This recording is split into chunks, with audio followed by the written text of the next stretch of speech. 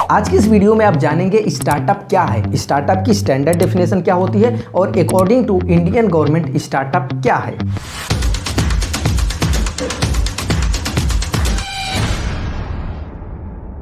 सबसे पहले मैं बात कर लेता हूं स्टैंडर्ड डेफिनेशन के बारे में। देखिए, स्टैंडर्ड डेफिनेशन ये कहता है कि किसी भी स्टूडेंट को, किसी भी बिजनेसमैन को, किसी भी एंटरप्रेन्योर को जब एक आइडिया आता है कि मैं मार्केट की इस प्रॉब्लम को इस तरीके से सॉल्व करूंगा, यानी कि वो मार्केट की एक प्रॉब्लम को पकड़ता है, उस पर रिसर्च करता है और रिसर्च करने के बाद उसका एक सॉल्यूशन बनाता है, उस प्रॉब्लम का एक सॉल्यूशन बनाता है, वो उसका स्टार्टअप है। स्टार्टअप नया होना चाहिए, उसमें कुछ नई टेक्नोलॉजी होना चाहिए, कुछ नया इनोवेशन होना चाहिए। अब मान लीजिए कल को कोई स्टूडेंट आता है और अपना खुद का पैसा लगाकर एक नई शॉप ओपन करता है जूते की, तो क्या वो उसका स्टार्टअप होगा? नहीं, वो उसका स्टार्टअप नहीं है, क्योंकि उसमें कुछ भी नया नहीं है, कुछ भी नई टेक्नोलॉजी नहीं, कुछ भी नया इनोवेशन नहीं है। उसको बहुत सारे लोग सैकड़ों सालों से कर रहे हैं, तो ये कोई स्टार्टअप नहीं है।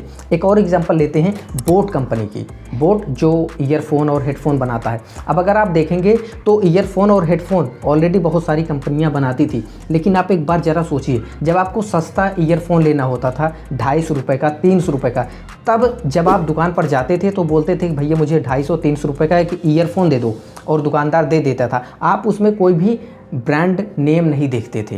तो बोट ने इसी चीज़ को पकड़ा। JBL वगैरह बड़े लेवल पर ऑलरेडी काम कर रहे थे, उसने इस छोटे सेगमेंट को पकड़ा, जो मिडिल क्लास लोग हैं उनकी चॉइस को पकड़ा, और उन्होंने क्या किया, उसी चीज़ को, दाम वही रहा, उसी चीज़ को एक ब्रांड नेम दे दिया। और अब आप जब दुकान पर जाते हैं 250-300 रुपये का ईयरफोन लेने, तो आप कोई भी ईयरफोन उठाकर नहीं आते, आप बोलते हैं मुझे बोट का ही चाहिए। ये ब्रांडिंग उन्होंने बना दी, तो ये उनका एक स्टार्टअप है। तो चलिए अब जान लेते हैं दूसरी डेफिनेशन, यानी कि अकॉर्डिंग टू इंडियन गवर्नमेंट क्या है स्टार्टअप की डेफिनेशन।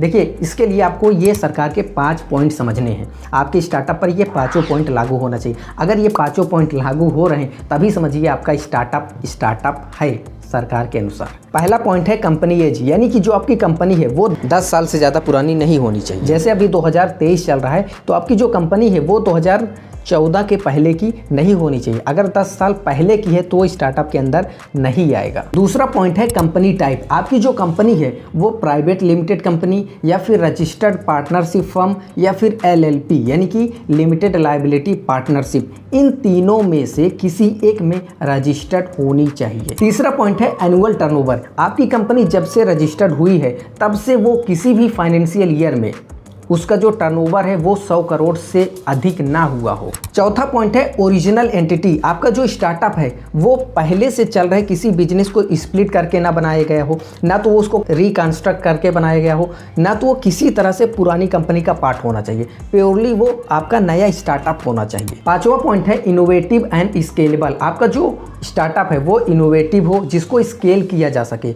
मान लीजिए आप ऐसा कोई प्रोडक्ट ला रहे हैं जो पहले से लोग यूज कर रहे हैं, लेकिन वो प्रोडक्ट सेम टू सेम नहीं होना चाहिए, उसका इम्प्रूव्ड वर्जन होना चाहिए। उसके गैप फाइंड करिए, उस प्रॉब्लम को दूर करके उसका इम्प्रूव्ड वर्जन दीजिए। अगर आप कोई सर्विस दे रहे हैं या कोई प्रोसेस है तो वो भी इम्प्रूव्ड वर्जन होना चाहिए। आपके स्टार्टअप में वेल्थ और एम्प्लॉयमेंट का हाई पोटेंशियल होना चाहिए। मार्केट में जो भी अच्छे स्टार्टअप आते हैं उनके पास कोई ना कोई टेक्नोलॉजी या फिर इंटेलेक्चुअल प्रॉपर्टी होता है। एक एग्जाम्पल से समझते हैं, जैसे हमारी कंपनी है बड़ा बिजनेस प्राइवेट लिमिटेड, तो इसमें जो इंटेलेक्चुअल प्रॉपर्टी है वो उसका कंटेंट है। जो भी इसमें कंटेंट है, जैसे प्रॉब्लम सॉल्विंग कोर्सेस, सेल्स को कैसे बढ़ाएं, अपने बिजनेस को कैसे एक्सपैंड करें, तो ये सब जितने भी कंटेंट हैं ये इसकी इंटेलेक्चुअल प्रॉपर्टी हो गई। और टेक्नोलॉजी क्या है? टेक्नोलॉजी ये है कि इसमें आप देखे होंगे बड़ा बिजनेस कम्युनिटी नाम से एक एप्लीकेशन है जिस पे आप लोग ये कंटेंट कंज्यूम करते हैं, तो यहाँ पे टेक्नोलॉजी भी है और इंटेलेक्चुअल प्रॉपर्टी भी है। ये जो भी स्टार्टअप का कल्चर अपने यहाँ चल रहा है, विदेशों में ये काफ़ी समय पहले से है, लेकिन अच्छी खबर ये है कि स्टार्टअप इंडिया स्कीम के